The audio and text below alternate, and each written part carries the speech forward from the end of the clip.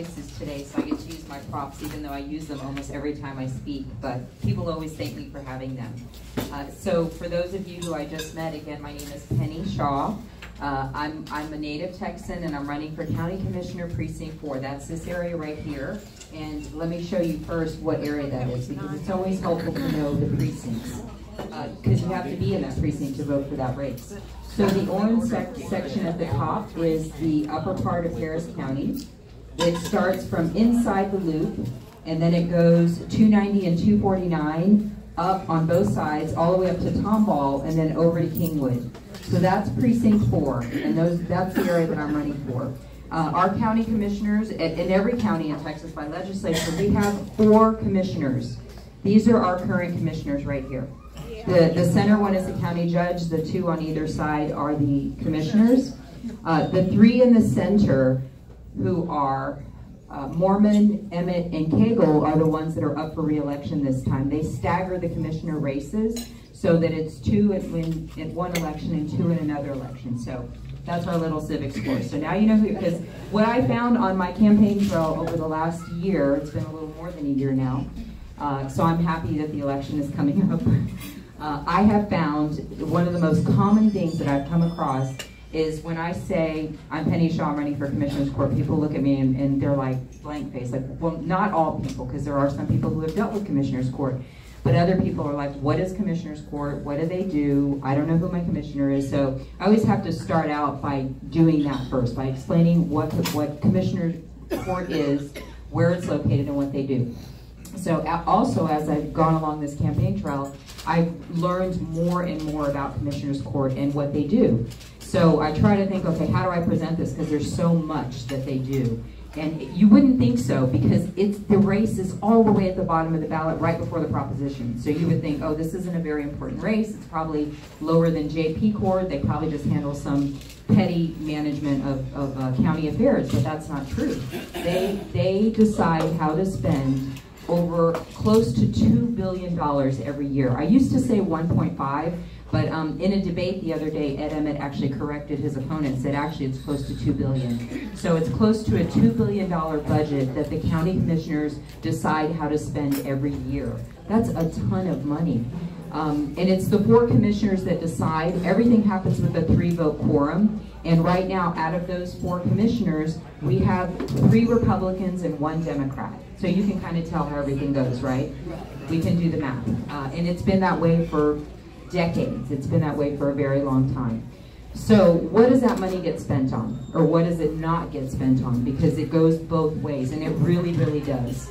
Some of the things that they spend that money on, what I think they're most well known for, they're most well known for giving out county contracts for roads, bridges, parks, community centers, those kind of improvements. And that is a huge part of the budget. That's a very big part of the budget. They deal a lot with engineers, engineering firms, contractors, developers. They plat land so then that later it can be developed, and then it of course goes through permitting and all that. But that's a huge, I mentioned that because of all the flooding that's going on, because it starts by platting land before you can ever get to the development stage. So if you hear about homes, structures being built in floodways, floodplains, all of that, it starts first at the platting process. Like who's giving the approval to be able to build there in the first place, right? Because, and I'm gonna wrap back around to that, why that's so relevant. Some of the other things that the budget gets spent on, well, I'm going to tell you the top ticket item is Harris Health, because Harris Health is right under the commissioner's domain. And then you've got law enforcement, the courts, the DA's office, the public defenders, child protective services, Harris Health, the Port of Houston. So it's all of those realms that start out with Harris County. If it starts out like that, it's under Harris County's domain. So they decide what to fund and what not to fund. And why that's important is because, for example, we have our bail bond system, which has been in the news lately because 2 courts ruled, the 14th Circuit and the 5th Circuit ruled that Harris County has an illegal bond system. It's unconstitutional and it's illegal, basically. The county commissioners, when they got that decision back from the court, and this is within the last year, instead of sitting down with law enforcement and criminal justice elected officials, What they did was they said, well, we're going to hire some lawyers and we're going to fight this because we're going to keep the bond system just the way it is. And so they have spent to date about $10 million of our county tax dollars that could have been going to get people back in their homes or to dredge Lake Houston or any number of things. But they've spent $10 million fighting the Bell bond system, and they're still fighting it. It still hasn't been settled. And basically, like I said, one of the highest courts in our country, the Fifth Circuit, has said you have an unconstitutional Bell system. So to me, that's a misspending of money. It's a waste of our county tax dollars. And for this area being just recently rated one of the top 16 areas where families struggle to pay their living expenses, we need every tax dollar to work in our favor, to come back into our community and not to be wasted, not to be, spent improperly or with bad judgment. So that really bothers me. And there's other areas too that I feel like that's one of my big issues, is making sure that we are not wasting our county tax dollars. Because if you've got a $2 billion bank account, what's a couple million here, a couple million there? Well, it means a lot when you're talking about losing 168,000 homes in a flood and still having 9 libraries just in Precinct 4 closed. Those are community hubs, those are hubs for our seniors, for our children, for families, and we still have today 9 closed, more than a year after Harvey. So, throwing a couple million around here and there is a big deal because Kingwood Libraries reopened. And I was at the reopening, and Kingwood spent about $1.5 million, and that's a big library because it's the only one that services that area. But so you can see how that money can translate into a service back to the community. So a big peeve that I have is looking at issues where the county has made decisions about spending our tax dollars in ways that I feel that are wasteful, or that we wouldn't have made that decision, you and I, just as logical decisions, we wouldn't have made that. So that I've mentioned flooding. Flooding, of course, has affected everybody. But it took, the last catastrophic flood to really jolt Commissioners Court into realizing that we have to do something. So I was curious. I went and looked at the county records to see what had been done after the Tax Day flood and after the Memorial Day flood. Because if you go back and look in the newspapers, you're going to see people wading through water, houses flooded, cars flooded. It's just a little bit smaller version of Harvey, but it was pretty catastrophic. And I looked at the agendas, and there was no discussion of flooding. There was no discussion of, we need to pay attention to this. We need to get on the ball about doing something. We need to change some of our budgets and switch some money from here where there's a surplus to where there's a deficit or whatever. There was just no discussion of it. So after Tax Day, Memorial Day, and then when Harvey hit, we made international news. I don't know if you know that, but we made international news with Harvey. So with Harvey, you couldn't set that aside. There was just catastrophic damage from the low-income neighborhoods all the way to the wealthy neighborhoods. It was just across the board. So it got to the point where it couldn't be ignored. And a big problem with the way our local county government works is that we're reactive. And that's a huge waste of money too. Because the experts have said, because nothing was done ahead of time, that it has now cost us 10 times as much to get to where we need to be to correct our flooding problems. So we just passed this $2.5 billion bond, right? Because we felt like we had to. We felt like our backs were up against the wall, and we needed to do something to get started. Otherwise, it would be nothing, right?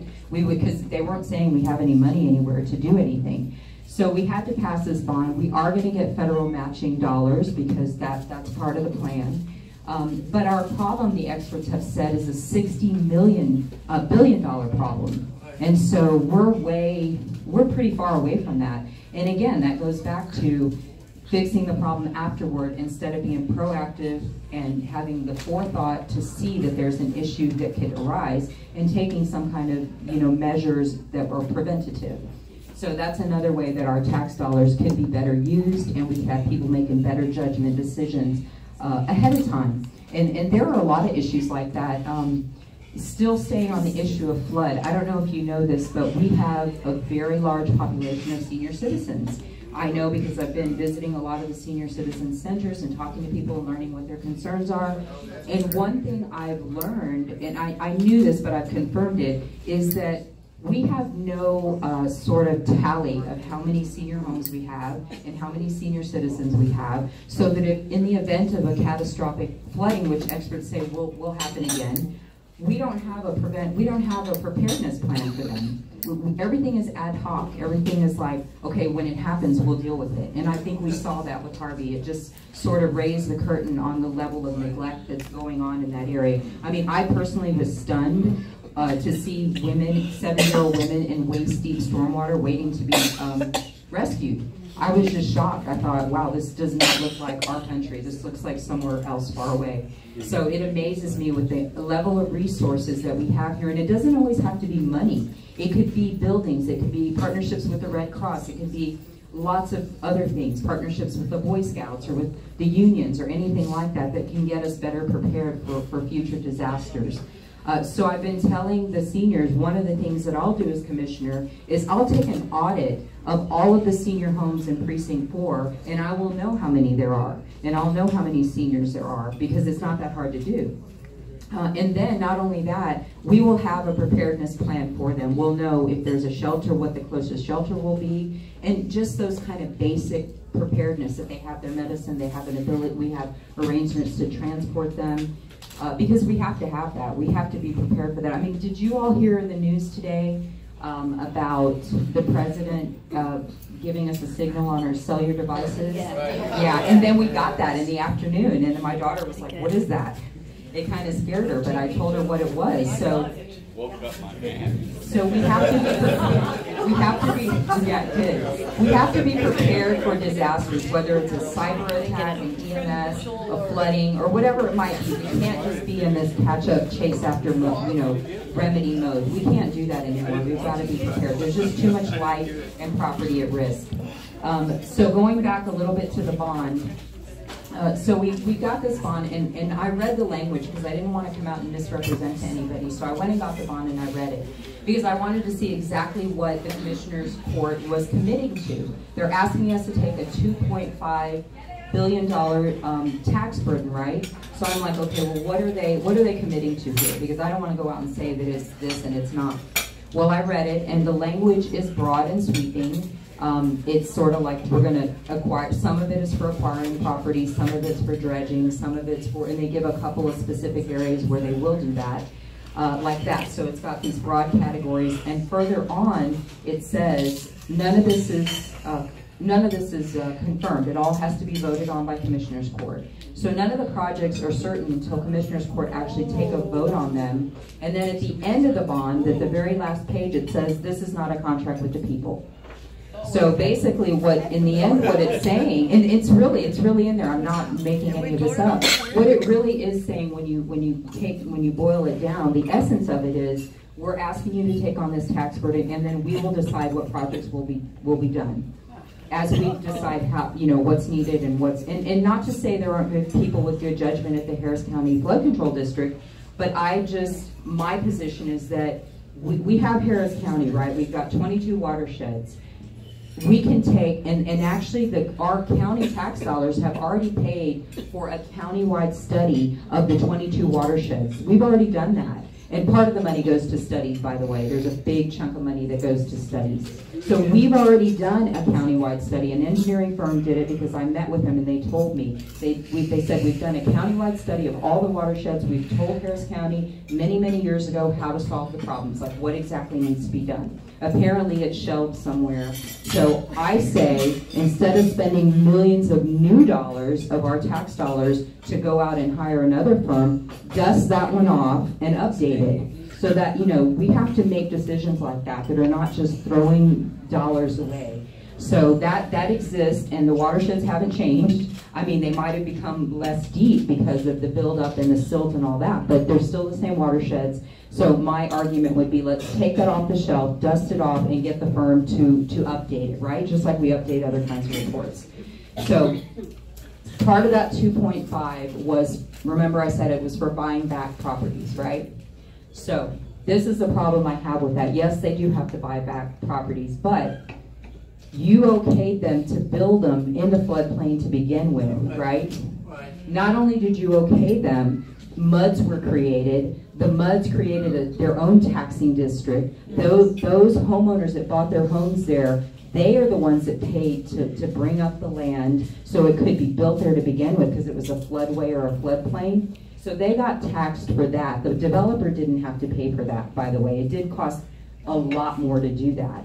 But the homeowners and the property owners took on that cost. So now we're getting taxed again, and now we're buying those properties back from the people. So do you see that circular error that's going on there? You're okaying it to build in a place where you shouldn't be building to begin with, and then when it floods repeatedly or just tragically, now you're going to tax us again to go and buy it back. And that's happening a lot. I mean, a whole lot. And so to me, that's just a waste of money. When we've got people who don't have health care, we've got schools that are in risk of closing down, and we're playing this circular waste our tax dollars game. So, you know, these are the few things that have jumped out to me as I've been campaigning the last year, reading court documents, reading articles, just kind of studying up on it. And I just think that Commissioners Court has very little oversight. They don't have someone over them saying, hey, how did you spend that? Or what justifies this?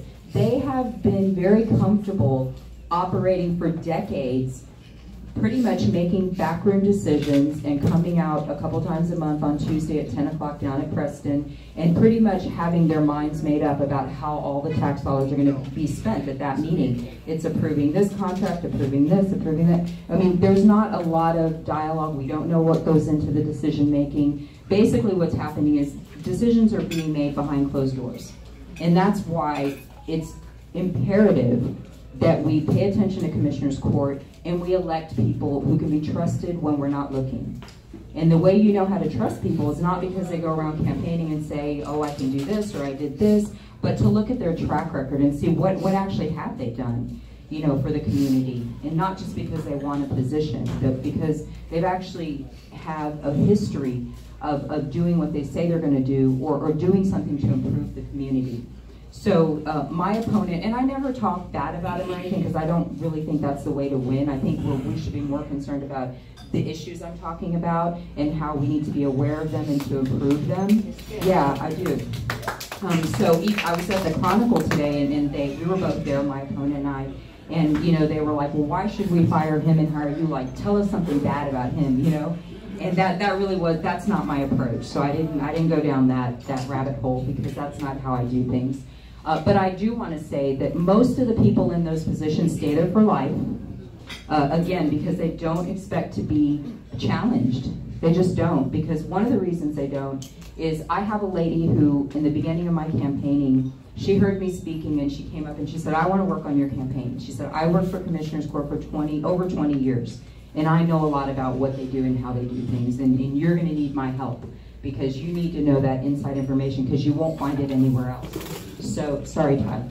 So she's given me a lot of information. She told me that when commissioners get elected, and I won't do this, but she said every commissioner gets about $1 million a year from special interest groups.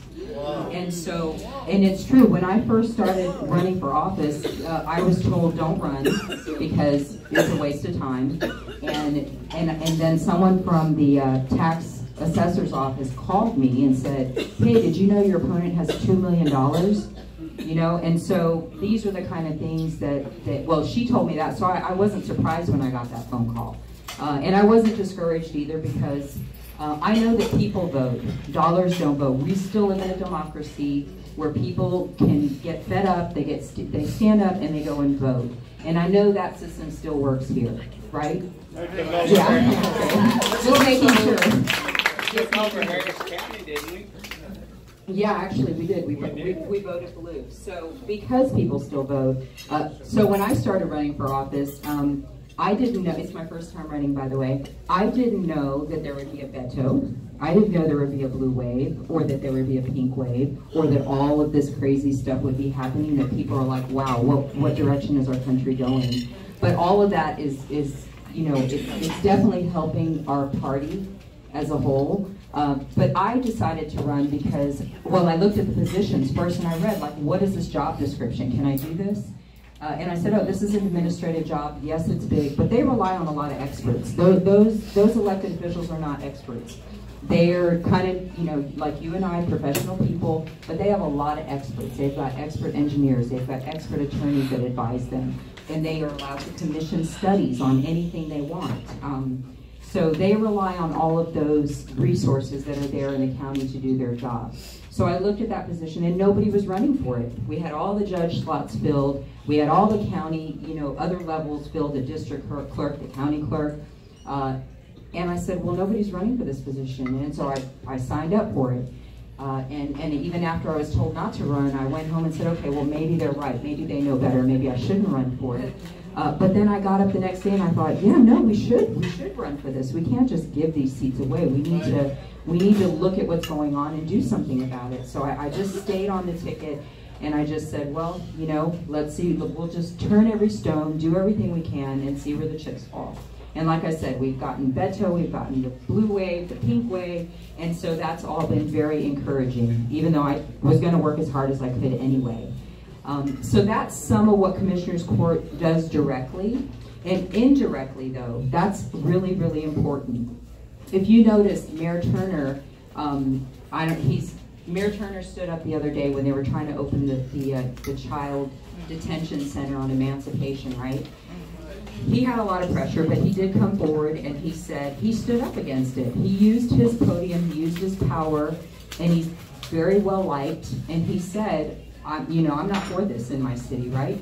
Did everyone see that? Yeah. So that empowered the public. Yeah, we should give him, because he stood up and he spoke out against it. And he empowered the public too by doing that, because there were more protests, there was more energy behind it. Have you ever seen your commissioner do that? Have you ever seen your commissioner? Yeah. Right. We're just seeing him, period. Well, guess what? They have the power to do that too.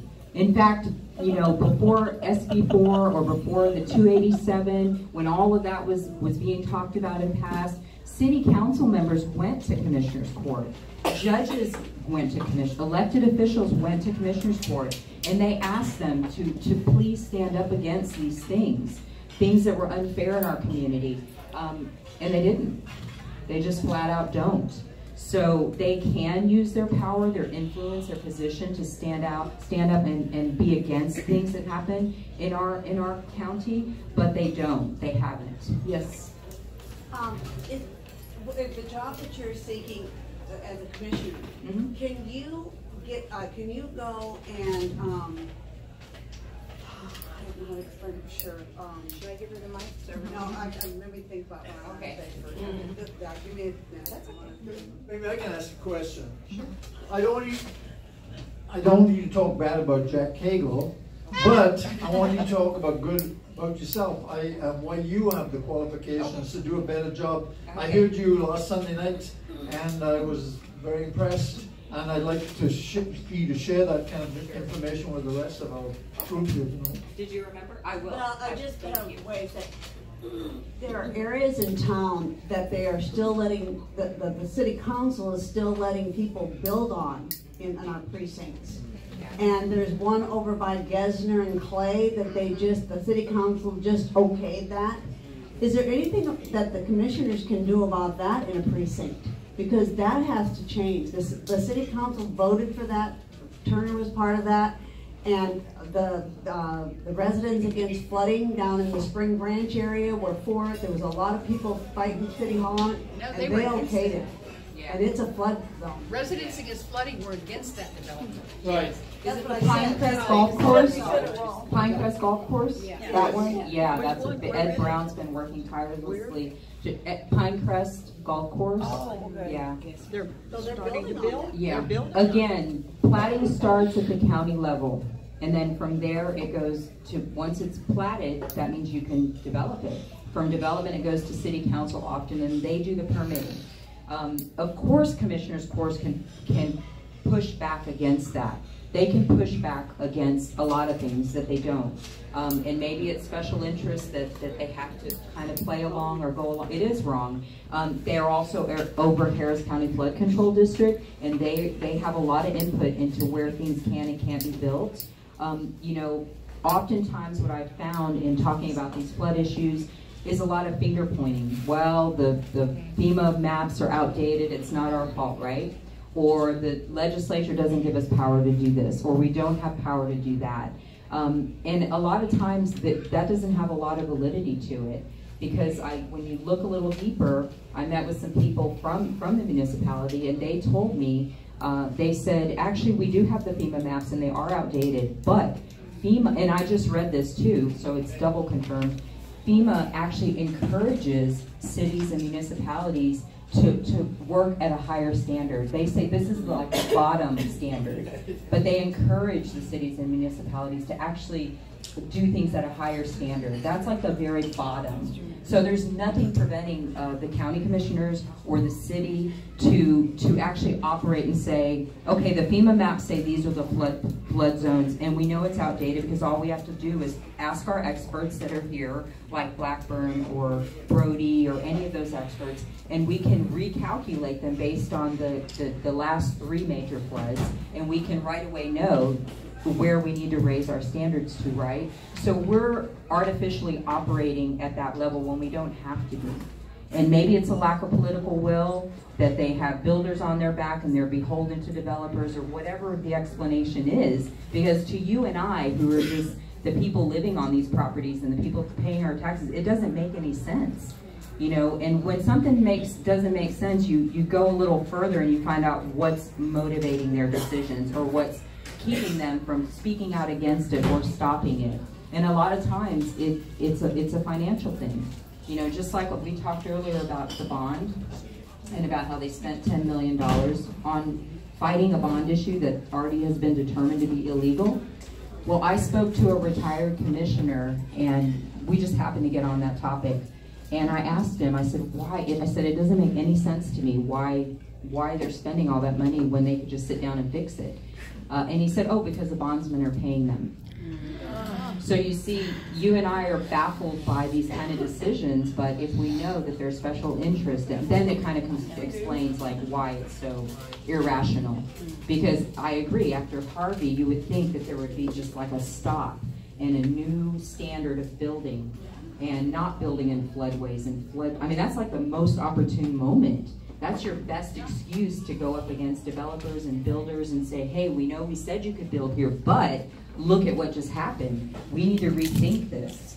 But that's not what's happening. And part of what I said to the Chronicle today was, Commissioner's Court is mired in doing business as usual.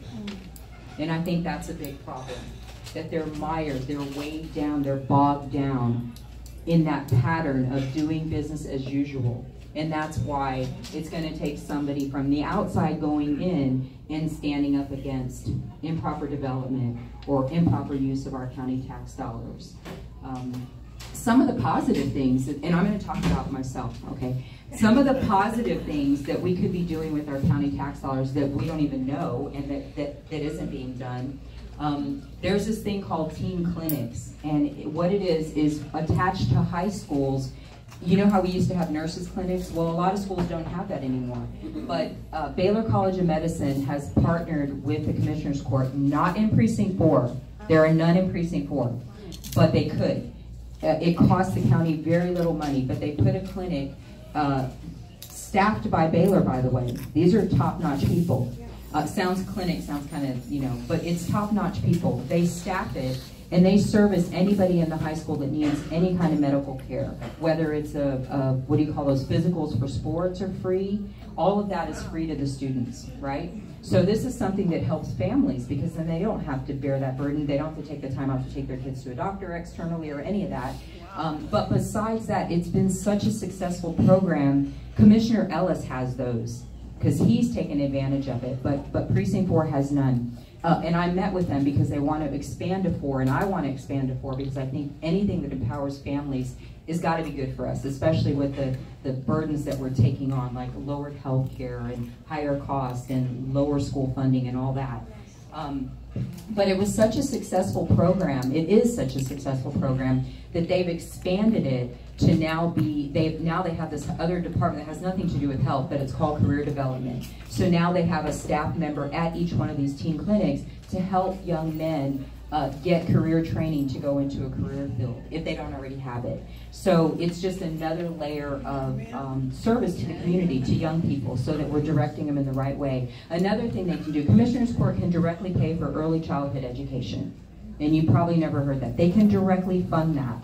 And it would, compared to the amount of money that they have, it wouldn't cost very much. And that would help working families use their money to invest more in buying homes or investing more into their households if they had a lower price to pay or access to early child care.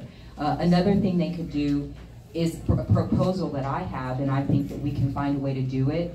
It's the economy of scales argument. You know, now that these houses have flooded, and now they're asking people that they have to raise their homes, right, in order to be insured, in order to stay in them and all that. And it's like the average I've heard is about $150,000 to do that.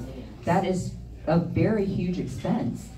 My proposal is that the county use its power and influence and bargaining power, because they already deal with a lot of contractors, right? So why don't we bulk bargain that so that we can offer that to people at a way lower rate, right? Because people already, the county's in the business of giving out many contracts. So why can't we help them build the homes there? So why can't we help them raise the homes? So those are the kind of ideas that I hope to bring to Commissioners Court, so that we can know that whatever's going on behind closed doors is in your best interest. So a little bit about myself. I'm an attorney of almost 18 years now. I told you I'm a native Texan. I grew up, Houston's my hometown. I went to law school, I got married, I had 4 kids. My husband died the year I graduated from law school and took the bar. So I always tell people he stayed for the fun part. But I can say that now, but I couldn't say it then, because I had 4 little children, and I had just graduated from law school. So after that, I was lucky enough to get a job at a civil rights law firm, because I majored in international human rights. That was my career interest, was to travel abroad and deal with human rights violations. But because of that, I had to stay here. And so I went to work for a civil rights firm, and then I went to work for the NAACP.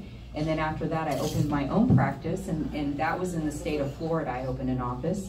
And I ran that office for about 10 years, and then I moved back to Houston about 8 years ago because my parents live here. I have many siblings here. So I came back to Houston. I opened my law firm here. I went to Washington, D.C. during those 10 years in Florida.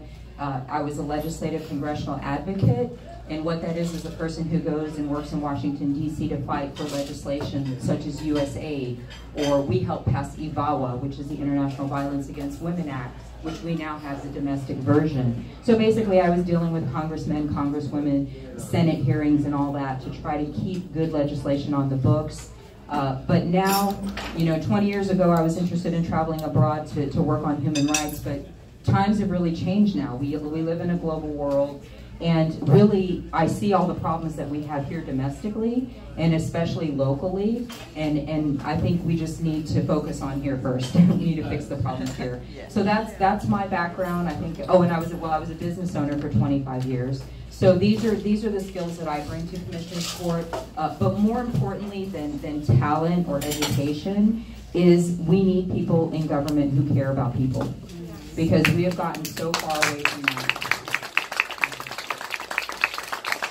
We have gotten so far away from that. I mean, the whole reason people are elected, the whole reason we pay our taxes is because we want a certain level of security, we want safeguards, we want to make sure that our government is looking out for us, right? That's why we call them leaders. And I think, we've gotten so far away from that kind of governance that it's time to shake it up and move back to that concept. So, does anyone have any questions? How soon can you start? November 7th.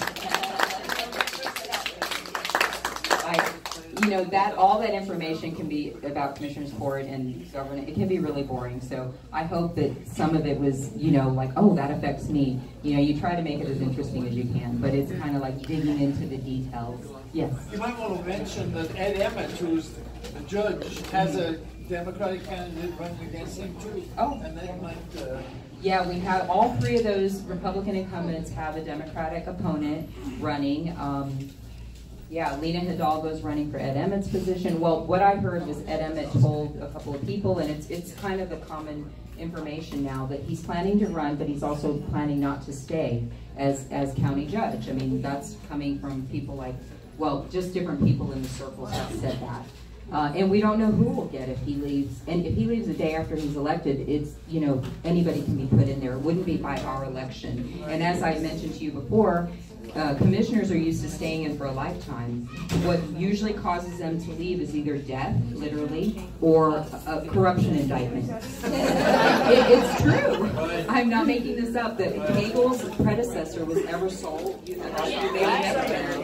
and he was handpicked to take his position. He didn't run. He didn't campaign. He didn't. They do. They do. Yeah, they pick their own. Yes, they pick their own. Mm-hmm. So that's how that happens. But that's the truth. That really is. Any other questions about Commissioner's Court? Adam came in, so he's going to speak next. I probably should hand the mic over because it's going to get too late. Okay. Thank you all. Thank you.